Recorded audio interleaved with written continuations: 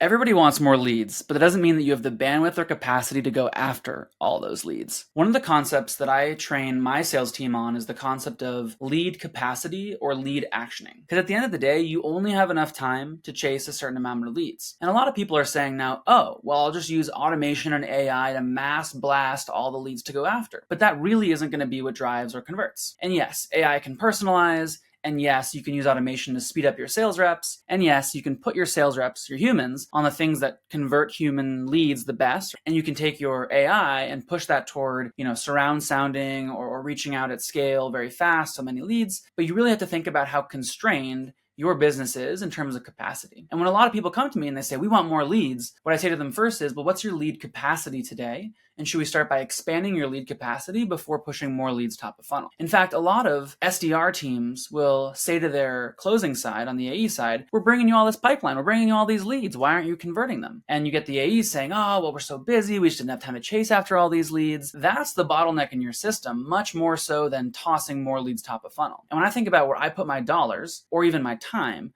I think a lot about creating the pipeline necessary and expanding the capacity of my sellers to be able to go after the right number of leads. So how do you think about lead capacity? Well, lead capacity really simply boils down into the number of leads per hour your business can go after. Do you think that number is 50? Do you think it's 100? Do you think it's 1,000? It really all depends. And you may be a kind of business that just goes after very few customers very deeply, and you can redefine lead capacity if that's the case, not in terms of volume of the number of leads, but number of hours per day per lead that matters. So when you use that capacity metric, you can have good conversations with your team about how to really rethink and retool your dollars and time toward ensuring a growth in capacity before you shove in more leads top of funnel.